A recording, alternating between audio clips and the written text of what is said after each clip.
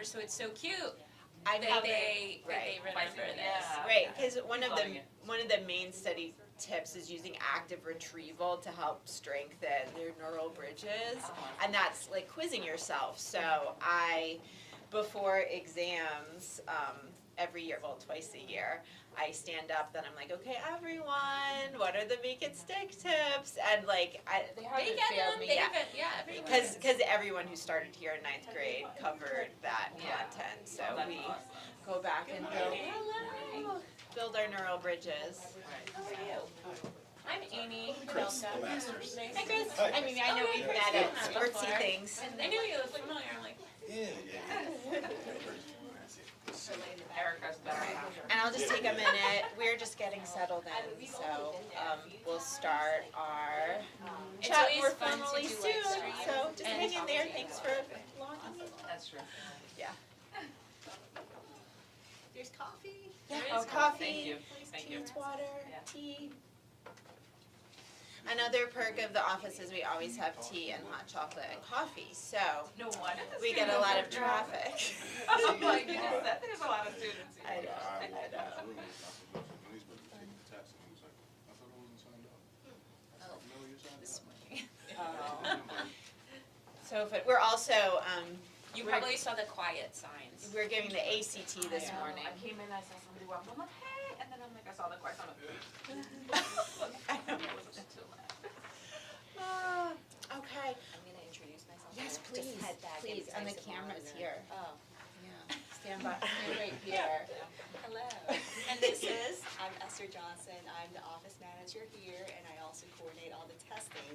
And today we have ACD testing this morning, so I'm going to be kind of in my office monitoring how everything's going. So, good morning, welcome. Good to see you. Read all the emails from Esther Johnson and everything in the newsletter, because she's very good at updating families about what is happening in our office. So please, just a plug to read the newsletter. I think the college counseling bit is like 3/4 of the way down. Yes, so that's a great source of information. Well, thank you for coming this morning. I don't know, do you all know each other? Yes. Okay. Yeah, we all went to James River together. Okay, that's what I figured. I'm Mimi Chudlish, I'm the Director of College Counseling. I know all of you too, but to those of you watching from home, this is my 20th year at VES. I have a senior, and I have a 6th grader at Forest Middle School. And I think we have the best jobs on campus. I'm biased, but we're excited to get to talk to you some more this morning about your freshmen and what you can expect in the years ahead. Yay, so I'm Amy, met all of you. I'm the associate director. I have a senior also this year, so this has been a fun Yes. 4 years to go through this together with our daughters. And I have 2 older children who have gone through the process. One is graduating from college this year, and one is a freshman. And I've been here since 2001, on and off, more on than off. And I agree, this is the best department. I'm Matt Porter. This is my 4th year at VES and my 2nd year, or 3rd year in college. Yeah, it's very Third, yes. yeah. I do not have a high school. I have 8 month old, so I'm very far away. But really enjoying being in this office and getting to learn from the two of them.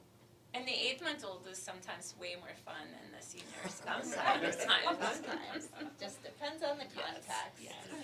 Yes, and you met Esther too. So we love our space. We're so glad to have you in it, and I think the students love this space too.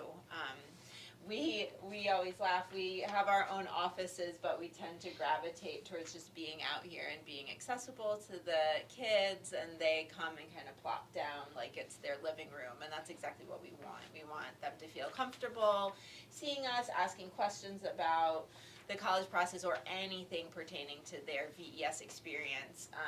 We cover a wide range of experiences here, so we are typically able to answer questions and help them with whatever they need. So you can see on your tables, there's a little handout. I will, if you're at home later this afternoon, I will send you the link to the handout that we're looking at. But what is on it is just sort of a little tour through freshman through junior year, explaining what is most important from a college counseling perspective for students to focus on and how parents can support them along the way. And we're just gonna go through this to organize our conversation, but please ask questions, like we really do want it to be a conversation. And if you have questions at home that, you wish we would answer, we are not gonna see those while we're talking this morning, but we'll get back to you with our response, and again, with a link to this handout. Okay? Yeah. Sound good? Okay, so you promise you'll ask questions? Okay, good, Sure. good. Okay. Okay, so you'll see you're freshmen, I know it feels like, shoot, it's spring, like have they done what they need to do as stated on here? And the good news is, yes, they have, and I can attest to this because this is the reason why I teach the ninth graders in their critical thinking class. I love that I get to have all of them over the course of the year, and that we focus in that class on exactly what's here. And it's not just in my class, like I know those teachers who have ninth graders know it's their job to help them develop the right study habits, organizational skills. We have kids coming from all different backgrounds, so anyone who teaches ninth grade knows that that is part of their job. I taught English before I moved into college counseling 15 years ago, and I always taught ninth grade English as a part of that, so I feel like pretty in tune with the ninth grade experience. So it says on here, students need to work on developing strong study skills. They need to earn the best grades that they can in appropriate curriculum. You know, we do our best to make sure they're in the right classes when they start, and if in those first months we see there's might be a mismatch, we try to fix that promptly. They should be working to develop positive relationships with their teachers, and you know, certainly I think our teachers do a good job of meeting them, right, in developing those relationships. And they should seek out ways to be involved with the school and the greater community, and sometimes that takes a little while. You know, I think your kid's background at James River helps them just develop relationships with teachers. That comes pretty naturally to most of the James River kids. But there are some students who come who are more reluctant to reach out to their teachers, to talk to them after class. And I think that can be one of the steeper learning curves here, adjusting to the community, understanding that like most of the teachers live here and they're really here to help. But I don't know, I'm thinking about this class, I feel like on the whole they do a good job of that. They've been a really fun class to teach. And I love all the groups who come through for different reasons, but they're very pleasant to work with on the whole. I mean, you know, maturity levels always vary with ninth graders, but yeah, it's fun. Like I look forward to going to my class to hang out with them. They're a really sweet group. And just by nature of the class sizes, when you have 10 kids in your class, the relationships are that the kids are not hiding. They can't hide, there's nowhere to go. And then the students who live on campus, the relationships with dorm parents, who are also their teachers. It's just that added bonus. Yeah. So like the fun part of our job is we get to watch it all unfold, and that really feels like a privilege to be here and witness them going through these 4 years, which they go so fast, and I know we say that, but especially coming from James River, that's a long stretch. Like K through 8, 4 years of high schools, like whew, it's a blink. So just, yeah, that's true, what people say. Because you all have, is it your oldest for all of you? Yeah. Yeah. Yeah, so my senior is the oldest too, so that's what I'm saying. No, we were just saying how freshman year is almost done. Mhm. Like, I feel like it just started, like, I one out know. of 3 years is almost done. I know, and that's a Crazy. quarter, and this You'll is be getting ready for graduation before. No. I know. Buckle up. Not yet. I know, no, it's true, but the pace is just different, it's just different, but yeah, it's good, and so much happens too, you know, sometimes like elementary school can feel long, Yeah. but so much is happening in high school. So, but that's their most important job in ninth grade. And like, yes, in critical thinking, we taught every now and then we float college-related topics more as an opportunity for them to ask questions, if they have them. We look at a transcript, and I remind them that like all, 4 years of grades, especially the first 3 years of grades, are in the college admissions process, which is a surprise to some of them. We talk about how the classes they take that's really important in both directions, that they should be challenging themselves, but they shouldn't be overdoing it because then their grades can slip. So we talk about those things. Again, we come up here for a little field trip to see the space. We have this cool map you'll have to look at later that has just the location of over 1,400 colleges, and they really like looking at that and seeing the proximity of schools to each other. So It that's is really fun. funny listening to the ninth graders so decide that, cute. like, where's Hawaii? Because I think Hawaii would be a really cool place. And then, then as Mimi said, we love watching them develop. And then, then they're seniors or juniors as we're meeting them. It's like, where's Hawaii? Remember, that's what you Went said. too far now. Yeah. Now they're like, we're going to somewhere in Lynchburg. Yes. Or it is actually really cool. We use this map a lot when it's like, if a student's criteria is, their starting point is, where do I even start? And we talk about there's over 4,000 four-year colleges, and if we start with a radius of, okay, it's a drive, you don't want to hop on a plane to go to school, so then what is a 2-hour radius? What's a 3 and 4? And it is really cool to look at the map, to be able, it's very tangible for them to see, oh, there's like 150 schools within, 4 hours. We do have a common phenomenon with juniors especially who feel like Alabama is not far, but Pennsylvania is. Yes. And we're like, just because like the big SEC Yes, they see it on fun, TV. right? Like that's not far, right? We're like, no, that's quite far. And actually, like Gettysburg is 4.5 hours. yes, much closer. They're like, oh, like just because it's colder, it must be farther. No. Is the, Adds- is the adds set. that we try to address that. But no, we get to see them the first time they stand up and make an announcement in chapel and all of these things, and we remember them, and then we, when we're talking to them, like at this time in their junior year, about the progress they've made and what they, have found they enjoy doing, what their strengths are. It's just Oh, we'll really talk fun. about what you do. The values With the values, thing. Yeah. yes, that's Okay. fun. So one of the things we do in critical thinking is it's a values inventory. It's actually an exercise. I've seen it in a few different places, but we adapt the version from this guy named Ethan Sawyer. He has a website called College Essay Guy, which is a really, really good resources. If you want, I have it right there. If you want to check them out. But it's a list of all these different values, and they, most of them sound great. It'll be like freedom, success, friendship, family, a whole page of them. And then I say, okay, pick the 10 of these like great things that resonate with you today. And that's, for some of them, they're like, oh, it's hard, like, because they're all good. Then I'm like, okay, take that 10 and make it 5. And that's like, oh, hard again. And then they make the 5 3 and pick one that's like their team captain in terms of what's most important to them. And that can range from, there's lots of family and friends, but faith, creativity, freedom, personal development, like wellness, all of these things. And then we talk about how, as they move through high school, what they should try to do is keep in touch with those values and think of ways they can engage outside of the classroom that lets them live into those values, right?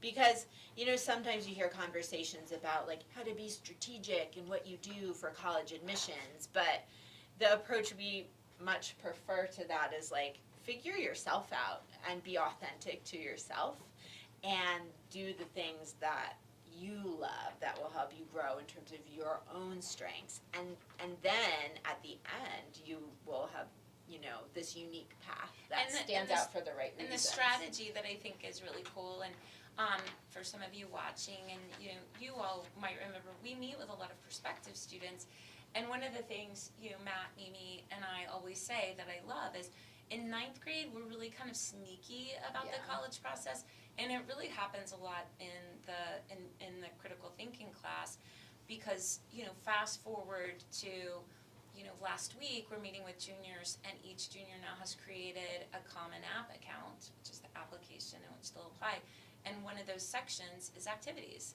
There's 10 spots for activities, and inevitably they're filling it out, they're writing, and the more authentic they're writing, the more they've sort of can check those boxes. I did this in 9th grade, I did it in 10th grade, 11th Yeah. grade. They're showing, you know, we talk about the depth over the breadth and how important that is. And so that's sort of developing, you know, from those 9th grade conversations, not that they're, you know, I'm gonna do this, you know, for Yeah. 4 years because of that, but Yeah. it's just nice to sort of have those conversations about alignment. It gets them thinking about it. And we start a resume, so like the kids I have now haven't, but Nate did. And we work from a template, and they, you know, see a previous student's resume from their time here, and they're like, I don't have this yet. It's like, that's okay, like just make it a different color, and then you'll come back to this next year and you'll have something to fill in there. Like, we don't expect them to have it all already, but then they see like, oh, things from the summer can go on there, and oh, things I do, you know, like I, you know, help my mom in the office. Like, yeah, absolutely. Like, that's shadowing. Like, you're, you know, developing skills. So we talk about all the different ways they can get involved. Yeah. Summers, I don't know if you have questions about that. Sometimes we have conversations in this meeting about summers, which can be tough for, I think, rising sophomores, because often they're not old enough to get a job. A lot of the like more academic camps are geared towards older students. But do you have a sense of what your kiddos will be doing this summer? Not much, it's tough. Yeah, it's Hanging hard. out is okay too. Yeah, I mean, yeah. that's our, you know, we talk to local parents, like some of the pools, they are snack bars and they'll hire with work permits at 14, some lifeguards, you've gotta be 15, but they prefer 16. But also there's some, we just received something from the Centra Health Camp, if there's students in, you know, and we'll give that to Hannah to put in the newsletter. But you know, just there's fewer things for those 9th graders to do. But there's reading, you know, talk about reading, and there are math, for students that are interested in math. There are math camp, there is, you know, we love the student who's like, I just kind of wanna to build, you know, to build these things and to just do things on their own and be innovative. Come on in. And we have coffee and little snacks and all that. We've had a lot of students like who are interested in like, you know, potentially engineering or computer science, who get old computers and like work to fix them and rebuild them using YouTube videos. So there's a lot of projects they can work on at home that, you know, can help, again, them explore their interests. But that's something, if like you're feeling stuck or they're feeling stuck, we'd be happy to talk individually about what some good ideas could be for summers. But I feel like this is the hardest summer. But it's okay for them to just hang out too and go on vacation. And for go to the students where pool. athletics is important, this is Yeah, a that's summer true. where we do have students that will do travel sports. Travel Yeah. basketball, AAU is big in the summer, travel Yeah. lacrosse, Yeah, that's very true. soccer. Yeah, what happens in soccer? Oh, Know yes. that you're the expert. No, I know, yes, I just, last night we'll be going to the sand soccer, like North American Championships. Wait, what about the one in Virginia Beach. Seattle? I'm Stop, reading. I'm hoping that, I can't talk about it. It's great. I So can't say I hope it doesn't Mimi happen. has become this year a travel parent, Soccer mom. travel soccer mom. So for years she's listened to other parents talk about these crazy trips and things. I that will admit to being judgmental and like like who very, does like, this? Who drives to these places? that's ridiculous, and now I'm that person, so.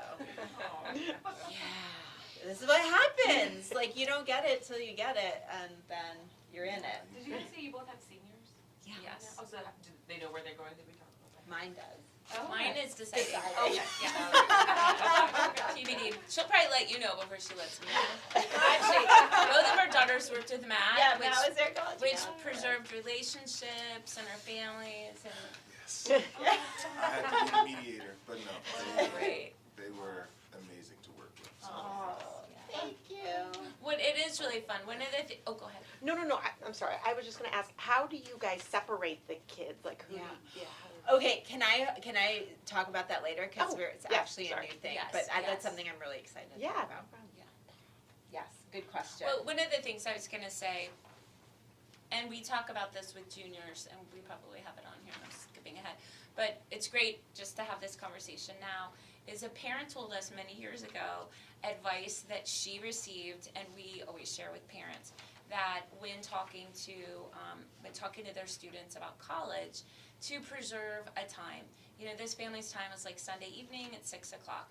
For our boarding students, what it does is it helps, rather than every time talking to kids, if you're only talking, you know, if you're talking to them every other day, every conversation was becoming about, you know, college, and I think the same can be said for grades, you know, Yeah. like preserve that time where it's a focus time, that the kids don't feel like every time my parents are talking. So Yeah. I definitely did not follow my own advice with my senior this year. And that's probably why, you know, she talks to Matt, because she listens to me. And my husband is like, hey, don't you remember when you spoke at our junior parent night and you said not to do this, Amy? But, you know, we can always do better as parents. Yeah. I remember it was described to me one time by a student, like they feel like they got to a place, and this wasn't even about college, it was just about academics in general, that when they got in the car with their parent, they were just like bracing, waiting to get sort of sniped with a question about like grades or this and that or do better. So if there is a time, like sort of a family meeting, or now I get to ask you the questions, and for some family, because you, as I'm sure you know, like I know you don't see all the assignments on campus, you just see the average. I think it's fair to say like, okay, on Sunday afternoons, let's sit down and I want you to log in and pull up your assignments so I can just see what's going on. That's fair, I think. But if you can have a time to do that and it's not at like, come over here right now. Like, Yes. that doesn't create the best No, vibes. actually, I love if there's any, you know, some of y'all might follow Becky Kennedy and her good parenting. Like, she's on Instagram, kind of has gone viral and has some books. And but some of her advice around academics and preservation of the relationship, I think, is so beautiful. And she describes the relationship with your child as when things start happening, you want your children to run towards you, not run away from you when that's good. discussing that. Yeah, that's good. Okay, we are jumping around, but what parents can do, make sure your child's getting enough rest and eating well. So important, like sleep is so important. And when, like as the years go on, when we're trying to make sure they're in the right classes, that is sort of a threshold you can be cognizant of. Like, shoot, like why they're up so late, like that happens occasionally sometimes, but if that's regularly happening, that might be a reason to like pause. Like, is it because of academics? Is it because of the 7 other things they've signed up for and that they're trying to do? Or is your child just so anxious they feel like it's never enough, which is a different conversation. Yes. Is it when you think they're on their computer doing homework, they're doing something else? And All the and by things. the way, as you probably know, if you've heard Chris Button talk at all, it will not just be us, you know, sending these messages. Chris Button is talking about the getting enough sleep, nutrition, Yeah. all of these in their health part of their freshman seminar. So Yeah, I have been lectured by my own child on my sleeping habit. After Yes, one of those Anjika. from Chris Button. Yeah. It literally came home, Mom, you need to go to sleep earlier. that's so So I knew good. she had heard She's the here. message. She's really here. I know. So the weekly meetings can go both ways. They can tell you. Mom, I Give need you to talk. They can have feedback as well. Yeah, mine give us feedback sometimes. Mainly it's our daughter who's a senior questioning our parenting of the 6th grader and why like he gets away with Things are a lot everything. different with the Yeah. second. What? Do you know what music he's listening to? Yes. Anyways, it's so fun. Okay, so keeping that, you can keep, you know, tabs on that. I know for boarding parents that can feel like you don't have a handle on it, but that's where, you know, dorm parents and bedtimes and turning in the phones, that's, And advisors. Yeah. Advisors are a great resource. yes. So we cover the ask questions about schoolwork. It's okay. I think it is very okay to ask to see their assignments that they have to log in. And then if you're feeling like you're not getting the full story or what's going on or there's a missing puzzle piece, checking in with your child's advisor, their teachers, go for it and do that. Like, we are here to give information and help and support you, so that you should and can do that. Because it's always works best when we're functioning as a team all together. But that's this year. There's really nothing that, like, for college, do this and that. It's just get comfortable, understand yourself as a learner, figure out how to study the best you can, start figuring out what it is you love the most, and then, like, be looking for ways to pursue that. And it is good to, like, find ways to pursue that beyond the context of this community, too, as time goes on. And we can help with that. Just Right. thinking about what's going on in, their day students in Lynchburg City, kids when they're going home on breaks, what does that look like? Yeah. Any questions about their experience or thoughts this year as we get to the last weeks? So far, it's been positive. Good. When she first came, she wasn't sure she wanted to be here, and when we had to sign the re-enrollment contract, I pretended to give her a choice, really. So are we coming back, or are we doing the other options? She's, no, we're coming back, we're coming back. Oh, so good. So I know Yeah. we're doing the right thing. Yeah, I'll say, and I say it at admission stuff too, like, you've already found and you will continue to find, like, no school community is perfect, but I feel like there's so much to learn through navigating the challenges, and I feel like the strongest classes do a really wonderful job of, like, coming together to try to find ways to make positive change and leave a legacy and an impact. I definitely feel like this group of kids has the potential to really make a positive impact. They're just really cool group. Yeah, I'm a fan. All right, so you want to look to the future a little, sophomore year. So just last little bit, Oh, did I miss? there are Oh, sometimes yeah. parents are like, is it too early to do college visits? We can assure you, if you were to, there's different ways to visit colleges. There's just like, we're on vacation and we're driving by, college X, doing a loop around campus, which is probably great at this age.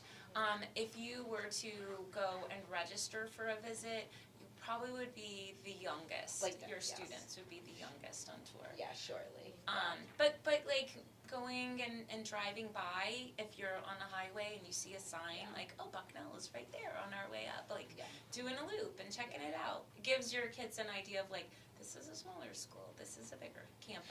Granted it's my job, but we always on ways to vacation would take stops on college campuses, and it's just fun. Like, you have all this green space, and like the bookstore's usually open, and you can usually just go in the buildings and find a bathroom. They're usually not locked, which is like maybe isn't the best. Maybe but, not. like, that's what we do, cause like, again, like, I'm very comfortable wandering around a college campus.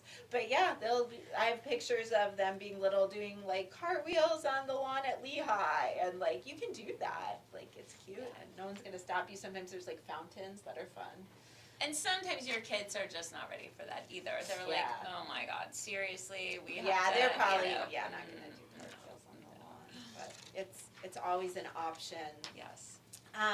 Okay, so sophomore year, one of the big things that'll be new is the start of standardized testing in terms of the PSAT and pre-ACT. Academically, things stay very much the same. They need to be focused on doing the best they can in their classes. If it feels like their schedule isn't the best fit for them, we want to try to solve that by the end of September. So that's something looking forward. If they're feeling overwhelmed or underwhelmed, check in with their advisor early next year. And we can, just look into that and see if any changes need to happen. But they should be using all the study skills they learned throughout their freshman year into their sophomore year. Continuing to build positive relationships with their teachers and engage in the community. But they will take the PSAT in October. That is an early test for them. You might know that the PSAT is connected to the National Merit Scholarship qualifying test. That will not be till they take the PSAT in 11th grade. So this is truly like a practice for the practice and not something we want them stressing about. Now, you all live in Lynchburg, so you probably will have friends who are investing in prep for the PSAT. I don't know if you like really starting this Yeah. summer for, Oh. Yes, the reason they're doing that, don't worry. The reason they're doing that is that they're probably thinking about the gov school. They're probably at a local public school, and to apply to the gov school, they need to use PSAT scores. So for them, the PSAT does count. It's actually pretty important. But if you're at, out to dinner or getting coffee with friends who are talking about PSAT prep, take a breath and know this does not apply to you. We do not recommend prepping for the PSAT. It's not necessary. If your kid will feel more comfortable having a sense of the structure of the test, that's great. They can go. There's free resources online. They can look at practice tests, see what's on it. But we do not recommend investing in like one-on-one or small group tutoring to prep for the 10th grade PSAT. Okay, so just let that, just say like, is that for gov school? Like, yeah, that's not applicable to us. But you will probably get a flyer in the mail or hear about it. Okay? If you need backup, call us. remind me, did you Yes. say I Why didn't? don't I? Because some of the emails are pretty aggressive. Yeah, don't be behind. Yes, yes. Or you're missing out, like your child will be, I'm such a relief to hear. yes. Like, check that Yes. out. I was like reading Yes. that and I saw PSATs October, which I had no idea. I know, I you saw could your hear and I was face. like, oh, that's one thing that he should do over the summer. No. But yeah, No, pressure. but some Great. like my daughter, it made her feel better to understand the structure of it. So she did look at the practice test, just because that's like how she is. Yeah, but don't worry about it, please. Honestly, when we hear people did that, we're like, oh. The PSAT for our 10th graders, we use it for practice, so they can understand just the format, what it's Yeah. like. It's likely for some of them the first time they've taken a national standardized test other than, the tests that are Yeah. given in elementary school or middle school. We do use the PSAT as a criteria when looking at course placement from sophomore year to junior year, but it's one Of criteria. several, and a student, like let's say AP English in their junior year. They'll look at their PSAT and pre-ACT scores to see if they meet a benchmark, which I think is like over 500. But if they don't and their grades are good and they have a teacher recommendation, they would still be able to take the class. It's one of several criteria, and That it are would in the never handbook. that are in the handbook, so you can look. PSATs online, right? Yes. Yes. Which is that also has a good changed. piece, is the Yes. PSATs online, which a lot of students, this is the first time taking a standardized test that's On the all online and it's adaptive. So I think That's that true. part is really good for students to Yeah. kind of get used to something like that. Yeah. Do you know, it's so funny, so as of now, and this could be different for your kids, honestly, I think it probably will be, the ACT is still paper-based, and we realized when we were talking to Esther, for the like pre-registration, that probably some of the kids were getting to a place where they haven't had to do the bubbles, like ever. Because some of them, right, have only done testing that's computer-based, so we're like, we'll have to teach them how to bubble. Isn't that funny? I know. Like, and that's happened before with a handful of kids who were homeschooled. Like, we're doing the bubbles for PSAT, and they're like, What does this mean? We're trying to bring back the bubbles and the blue books. yes, And learning how to write in cursive. Yeah. yes, Oh. to sign their Students do not know how to name. write a signature. It's true. Your Some kids kids do. should. Our kids don't. Yeah, but no, a lot of kids don't. Yep. And like sometimes we'll like write a letter to college for some reason, and then they get to the signature, they're like. But it's fun. It's like your job is to practice tonight, figure out your signature, and we're gonna sign it tomorrow. But it's just so Homework. interesting. I know.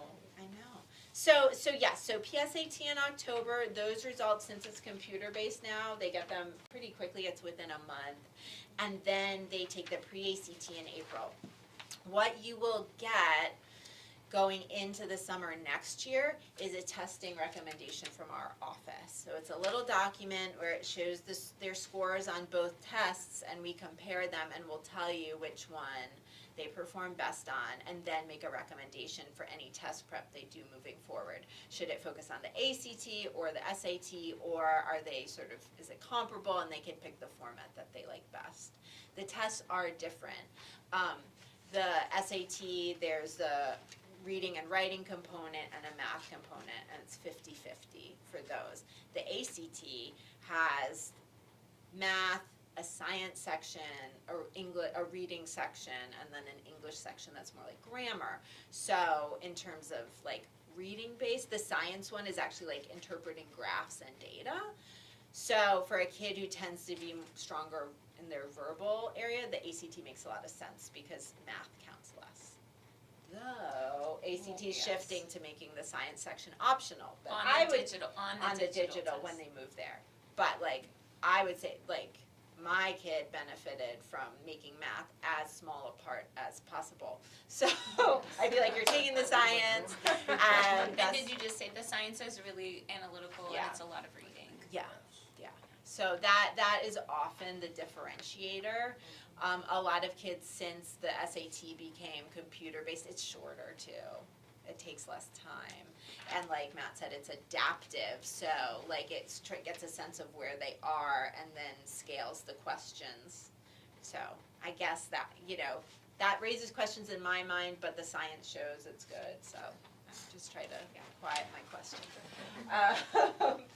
But yeah, so we will help them figure out which test is best. Yeah. So when they get to applying to colleges, it doesn't matter if they take the SAT, the No. ACT? No. So every college will take either or now? Yep. Or Yeah. none. Yeah. Oh yeah, I knew it was not, I Yes, knew that was yes, one, but I yes, wasn't sure. yes. Okay. Yeah. Do you want to So jump in, ACE Charles? Ace? You don't have to. I'm kidding. Okay. I'll come find you later. Yeah, Okay. either one is great. And then, more still, though many schools are moving back to requiring test scores, there's still so many more that are staying test optional. So it's great. It's good. The thing that, as we move towards junior year, the thing that gets tricky is the colleges are changing their policies about testing regularly. So it's pretty hard to plan, unless a college, and some do this, have made like a firm, strong commitment, like we will not go back to requiring test scores. Kind of have to have in the back of your mind, like they could, especially public university systems, because sometimes that decision is out of their control at the individual college. So like we're still waiting to know what the policy is for North Carolina next year. And they tend to not announce till June. So that's hard for kids.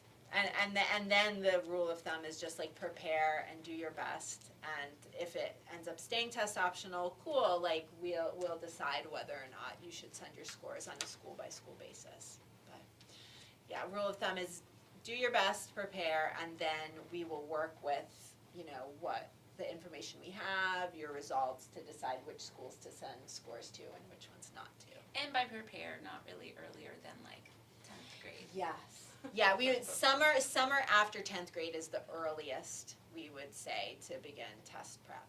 And that timeline, like, that's for a kid maybe who has a lot of time that summer, and it seems like the smartest time for them to do it, because junior year's busy. But some students are at camp all summer, or being a counselor, or off to some other program, and it doesn't make sense. So everyone's different in terms of their schedules, or they're doing so much Yes. traveling with sports. And we've tried, years doing group test prep. We've tried, online group test prep. And really what we find is the best prep is individual for students. With the test prep with groups, sometimes we have students that really want to focus more on math or some critical reading. And so, it seems like those individual prep is where the students, and that doesn't mean at one of the super, more expensive companies, though we have families that do that. We have some students that individually prep just buying their own book. Yep. But whatever it is, it seems like the biggest growth we see is students that are doing more of an individual prep. Yeah, and the online platforms are getting better and better and better, so that's really good too. And we try to keep our tabs on what's working well for students. Like my daughter did a group Zoom remote situation, and it worked pretty well for her, but then I also saw her at the table when someone else was like engaged in a long one-on-one with the teacher, and she's like, I know this. Like, this isn't and I'm here and it's not applicable to me. So I think that's inevitable in group prep situations. And it's fine, like, it still worked, it was still like a great benefit, and some of the platforms she used were super duper helpful, and it helped her. But yeah, if you wanna, their time is so like, so limited sometimes, and their schedules are so busy that one-on-one tends to be best. But you don't have to worry about that right now. Yay! Yes, and then plenty do it like during their junior year too, or, you know, the summer leading into senior year. What else? Yeah, so much is the same, right, for next year, just protecting their rest, making sure they're eating well, checking in if you have concerns, and then, like, again, carefully reviewing that recommendation you'll get in June 2026. And if you have questions about it, and that's also checking your emails. It's then we're gonna get you set up at that time on the platform we use, that's sort of the hub of all our college counseling work. It's called SCORE, which is a tricky name because it sounds like test score, but it's spelled SCOIR. And Commonly mispronounced Squire. I know, even though that's not how you say it. The kids say it that way for fun. But that's where we will post that testing recommendation to get you to log in and start using that platform. So it's separate from on campus. But as your child moves into their junior year and we start developing their college list, it will live on SCORE. When they're seniors and submitting applications, we send all our school materials through SCORE, and you'll be able to go on there and make sure everything's been sent. You won't get to read their recommendations, though. I'm not allowed to let The you. students don't either. No. But yep, that's where you will see where they've applied, where things have been sent, and they will update decisions on there too. So it's an important platform.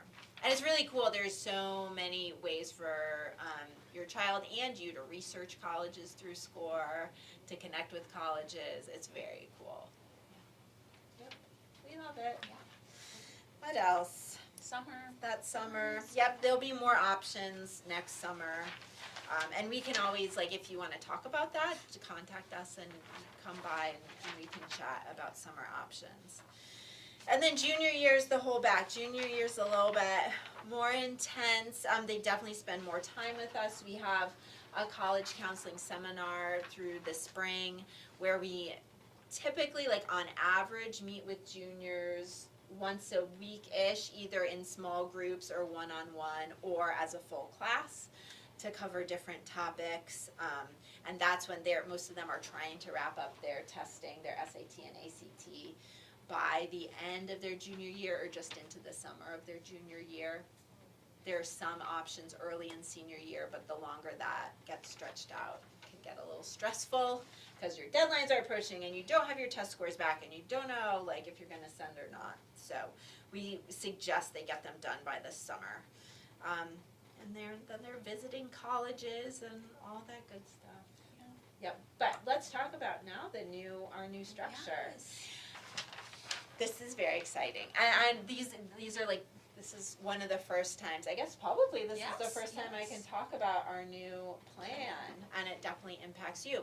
So in our strategic plan, we sort of proposed a new structure for our college counseling office, which it will include a fourth college counselor, a fourth one. So we're in the process of hiring for that position now. And when we have that person on board, we will, and this was your question, we will be able to assign every student, like even incoming ninth graders, with a college counselor. So we will each, so picture an extra person too, we will each have a cohort at each of kids at each grade level.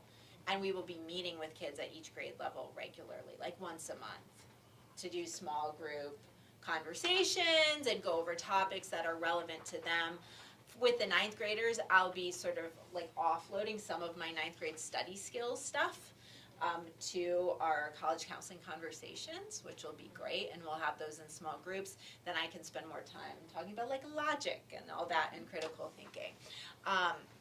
but it's gonna give us a chance to get to know the kids from the very beginning, not just like me and critical thinking and them circling And through. a large part of that too is taking over the scheduling piece. So when ninth graders come in, they're pretty Yeah. scheduled. Mr. Watson does that. And the advisors do a great job scheduling. We love now that we are more of that conversation. We are part of that conversation with advisors. Now we will go directly and schedule with the students. So we'll be able to not just Yeah. schedule, but also have that continuity of a ninth grade student, 10th grade student, 11th, Yeah. and then we'll just have them hopefully for 4 years. Yeah, so they'll do Versus all their academic scheduling with their Yeah. college counselor, which is great. And the college counselors will get to know all of you too, cause, and they'll still have their advisors. Yes. This is just like an extra resource. So we're really excited about it. Yay. So do they get, like, how does it work? Do they get assigned a counselor for the Yeah. 4 years? So they will, so this is, Like an advisor to Yes. carry through? Okay. so we'll probably sit down with admissions, right, and say like, who do you think, just based on gut instinct, like who, or not gut instinct, like the information you have, who do you think would be a great match for this kid, for this family? And they will be assigned a college counselor from the beginning. But let's say a student I have also plays on Matt's football team, and it's very clear, like, he wants to play football moving forward. We might make a swap in that case, right? But for the most part, we'll try to keep Yeah. our kids all the way through, because we will have that story, right? We will have been like number one front row seat to their path through. And that said, I will say we usually divide kids up junior year. So now Yes, we'll currently. We are a primary person for that counselor. Our office works so closely together that, as Mimi named or said, we're hanging out in this area. So oftentimes the student I'm working with is sitting here Yeah. working with Matt, trying to do something. If I'm working with another student, or Mimi, I'm helping one Yeah. of Mimi's students. So we really do work very collaboratively. And I think the kids know that. When they're going to college counseling, they know they can come to any of us. Absolutely, yeah. So you will get in August a letter or an email, I don't know what it'll be yet, but just from one of us, like, hey, I will be, working with Michael and Joey and Nate, in the year ahead in our small group for college counseling.